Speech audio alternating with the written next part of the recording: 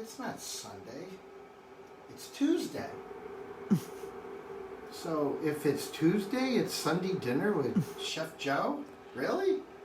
Yeah, that's right. It's a very special Castleton University alumni Sunday dinner with Chef Joe on a Tuesday. Hey everybody, and welcome to virtual Castleton University Alumni Weekend, and we are going live on Facebook Live. And actually, not only can all of you, the alumni, watch us, but the whole world has the opportunity to see this live also. So we are here as part of it. I was so bummed. I remember, gosh, it feels like it was a year ago, probably was, that Castleton contacted me and they said, hey, are you planning on coming up for alumni weekend next October? So it must have been last winter. And I said, yeah. And they said, oh, would you like to do one of your cooking shows or cooking classes there? And I'm like, sure, I would love to. Well, as we all know, what happened, COVID comes, and now all of a sudden we're all virtual and we're doing all these things online and socially, and we're socially distancing, that's for sure. Anyways, so that's where we are. And then they said, well, can you do them virtually? And I'm like, well, of course I can. And so here we are live and doing a cooking show. Oh God, I went to Castleton and was part of the class of 1985. So yes, I know you're all doing the math right now and know how old I am. And here, we'll add this to it. My wife is also an alum who's running the camera right now. So if you see it start to shake, she's probably laughing or mad at me. And she is also a grad, and she is an 86 grad of Castleton. And we met there. We might as well tell the fun story. I'm going to tell the story of how we met. So she was a freshman, I was a sophomore, and we both were in Ellis Hall. And I know a lot of you know where Ellis is. And we went, and we were at Ellis Hall, and we're in line. We ran over to the student center to get refrigerators, because back then you could rent refrigerators from the student center. And we all got in line, and my roommate and I, Dave, who I hope is watching tonight, we started pushing our way through the freshmen to say we're sophomores and that we should be in the head of the line. And then this nice, very nice, pretty girl looked at me and gave me a dirty look and thought I was just some, idiot. And next thing you know, I walk into one of the dorm rooms, I don't know, the same day, I think. It was right the same day. And she's in a dorm room with a couple other people. Beth was in there. I know little Beth, who still sees me on Facebook all the time. And so I saw her, and I was like, oh, yeah, she's nice. And then that night, she said, I asked her if she was going to the dog. Anybody remember the dog? Of course we all remember the dog, if you're at least in my age group or even farther back. And I don't remember what year the dog finally closed.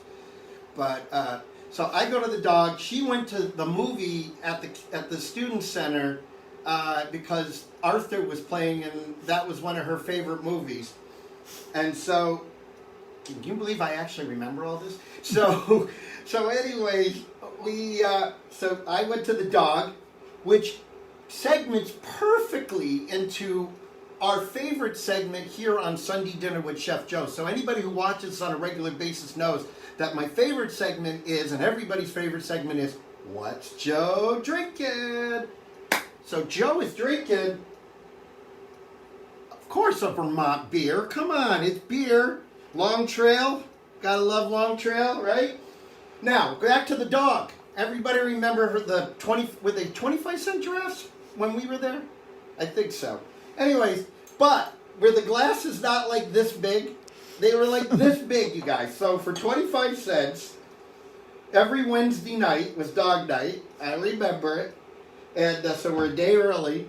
And we were 25 cents drafts. And so for $1, you'd have like 4 of these. Long Trail makes great beer, you guys. And it's Vermont.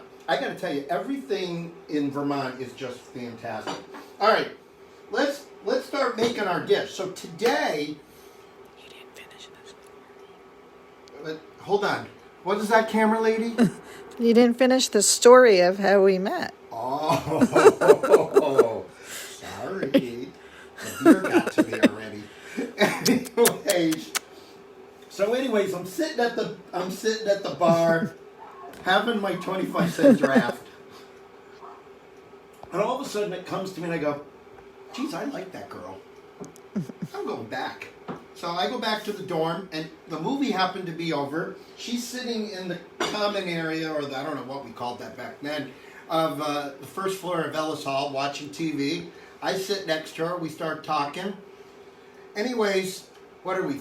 We're 31 years married, and plus 7 years of dating. So we love Castleton. Castleton is what brought us together.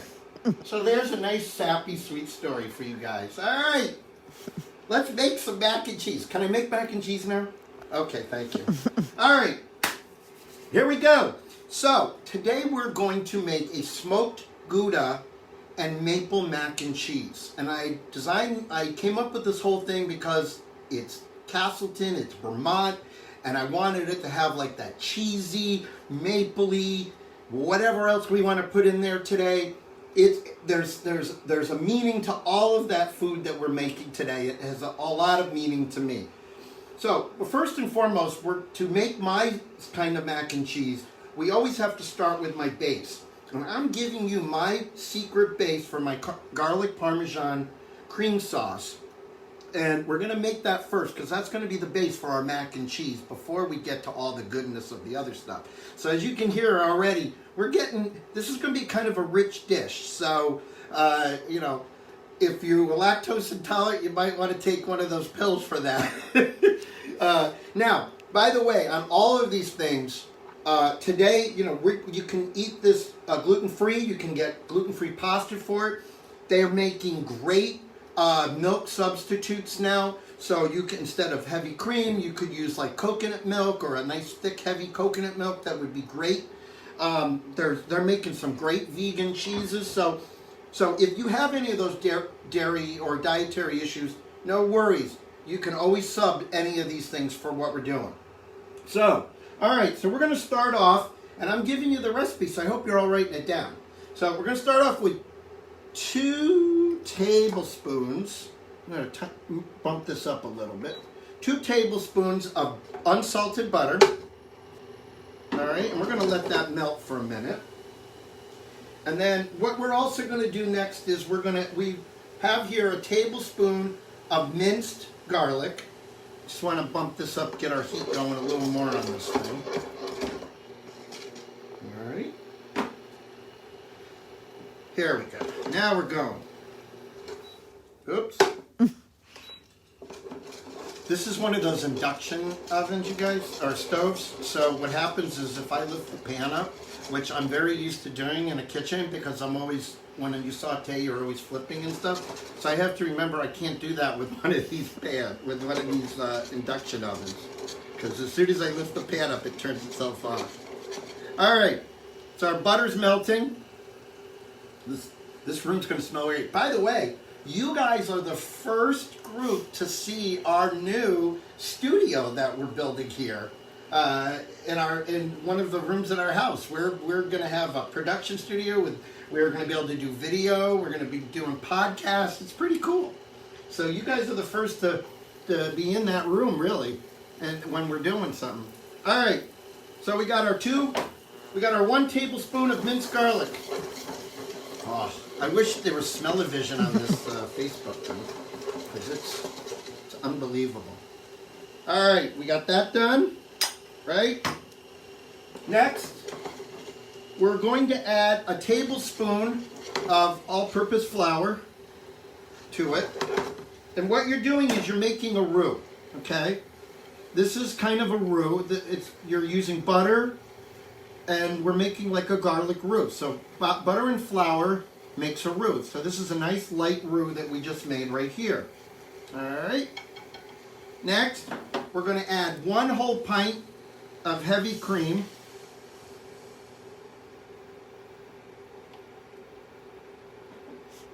Okay. We're going to mix all that in. Now I'm going to bump this baby up to high because what we want it to do now is we want to bring it up to a boil. All right. There we go. All right, we're going to let that go for a minute. And there are so many stories. Oh, one of the coolest things, you guys, was that last September, I was actually in Castleton at the university, and I was outside of there's a new, next to the football stadium, which, by the way, when I went to Castleton in 1985, we didn't have a football team. So I remember my wife and I went up to Castleton, several years ago, and we actually went and watched, it was during one of the alumni weekends, and we watched our first Castleton football game, which was so cool. But I was up there last September, not because of football, but because Castleton University now has a cannabis studies program. And it just so happens that besides me being a chef, I am a huge proponent of the hemp and cannabis industry. And I was invited by they have the cannabis studies program at Castleton to come up and talk about edibles and infusing and making edibles and infusing with hemp and with cannabis. So that was awesome. I just got to say it was really awesome, and it was but surreal at the same time because so I'm standing at this table, kind of like this table, doing my show.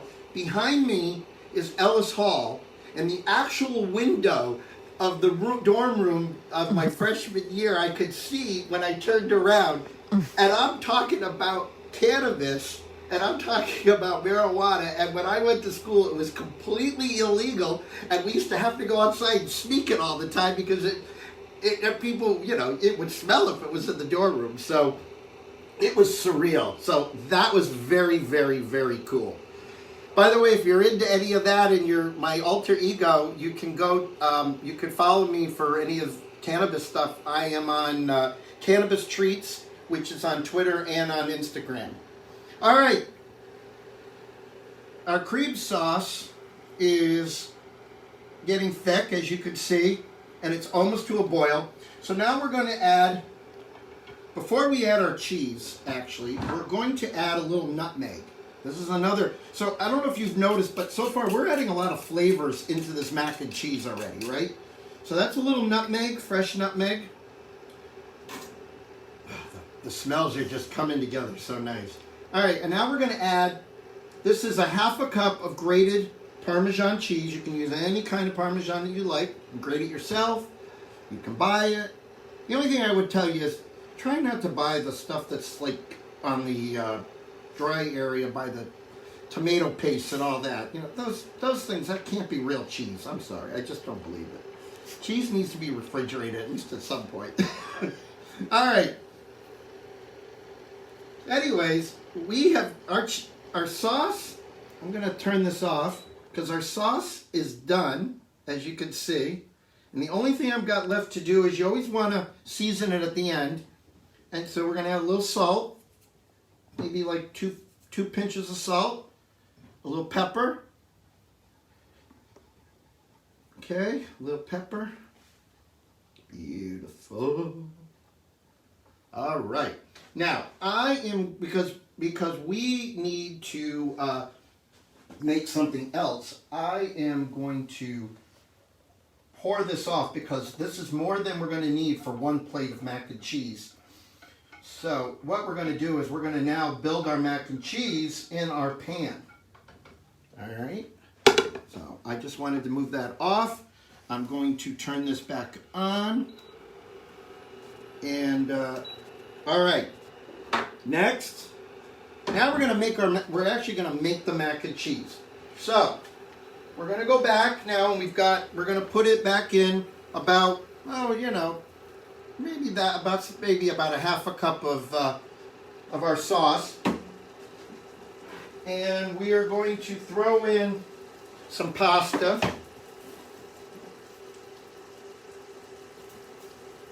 There we go. I've been holding on to this. All right, so we're going to throw in a plate's worth of pasta. Okay. That looks like a plate's worth of pasta. All right. I'm going to throw a little more cream in. All right. Remember everything we've already put in there, you guys. Now, before we get to the Gouda, it's because it's Gouda for you. No, I know. I get in trouble for that one all the time. Anyways, lots of cheese is going into this. We already have our Parmesan cheese. We already have our heavy cream.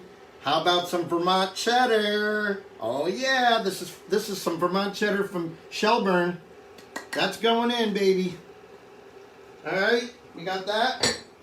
Let's mix that up into our mac and cheese. It's coming together, beautiful. It's coming together. All right, what else do we want to add? Of course, right, guys, we got to add our Gouda. All right, so I couldn't get any Vermont Gouda, but I did get New England Gouda. So this is actually Massachusetts Gouda right here in beautiful Massachusetts. So that's going in. That's a smoked. So this is a smoked Gouda that we're mixing into it. Now, if your mac and cheese gets a little too thick, you can always add a little more sauce to it. And that's why you notice I took some of the sauce out. Now I'm putting the sauce back in, so that way we can use it as we need it. All right, so we got that. You can smell the smoked Gouda already. Like I said, I wish we had smell-o-vision in here. All right, but we're not done yet. Nope. Gotta have some world-famous Vermont maple syrup, right? Look at that. I love it. Vermont maple syrup. Which one? Where is this from in Vermont? Does it say? Morrisville. So if anybody from the Morrisville area, there it is. All right. Just so happens I have some already in a squirt bottle. So now we're going to add a little maple syrup to our mac and cheese. That's going to add some sweetness to it. Now, from this point, we have our base of our mac and cheese. What else you want to put in it to really load this puppy up? That's where we're going to have a lot of fun. So technically, you know, our smoked Gouda maple mac and cheese is done. But we're not done. Nope. So, now is where we can add some other cool stuff to it. So, if you wanted to keep it vegetarian, we could add... How about adding some apples? That's right. How about some Vermont apples? I found them today. I got Vermont apples. And they're with... what I did with these is I candied them. So I cut them up. I put them in a saute pan, and I sauteed them with a little, in fact, in this case, I sauteed them just because we're really going crazy with this richness of this dish today. I actually sauteed them with bacon fat. And some brown sugar and a little cinnamon. And then when they were just about caramelizing, I finished them off with just a little splash of heavy cream. And then I just let all that evaporate, and this is what we had left. So, as you can see, we've got these delicious apples that we're going to add right into our mac and cheese. Because we're not done, but we're not done yet. All right, so, like I said, if we wanted to keep it vegetarian, we'd be done. But we're not. So, now you want to add proteins to it. You want to add any meat or anything to it. Some cool things we could do. How about some bacon? Bacon goes with apples. It goes with maple. This is actually some maple bacon, smoked bacon. So we'll add a little chopped bacon to it. All right. I'm going to bring this back up again so we can start getting it hot. So now we have our... And there's like so many flavors going on in this right now. You can smell so many of the things. Now, we got a lot of sweetness going on. We got a little saltiness. We need a little spice. We need a little heat. So, we're going to add to it a couple of pinches of cayenne pepper.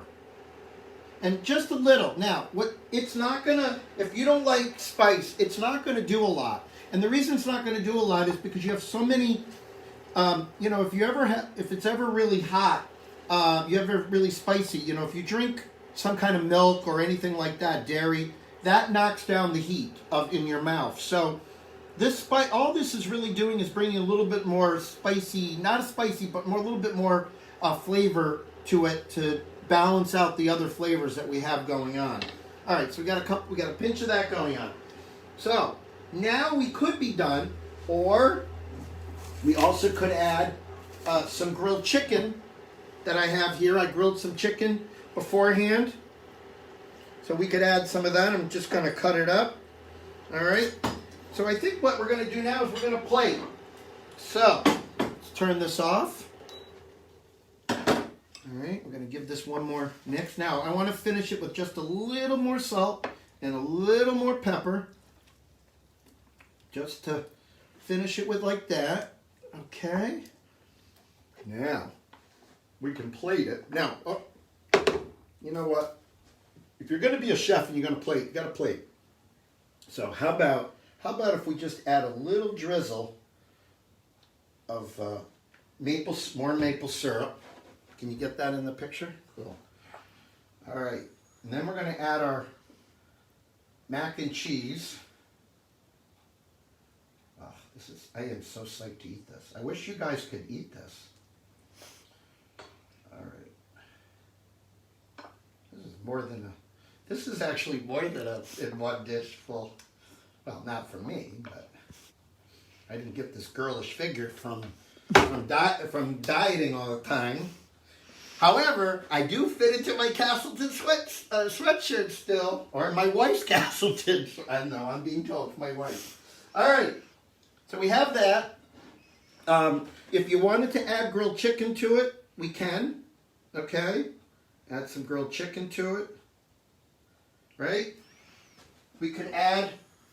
I made some toasted breadcrumbs before we on, so these are panko breadcrumbs that I seasoned with has a little pecorino romano cheese in it, and then I just put them in the oven for about 5 minutes at 350 degrees, and then you can sprinkle a little bit of that on your mac and cheese. All right, and then you got to garnish it and make it look really pretty. So I have these beautiful microgreens right here. And with the nice tweezers that you always see what the fancy chefs use on the food shows.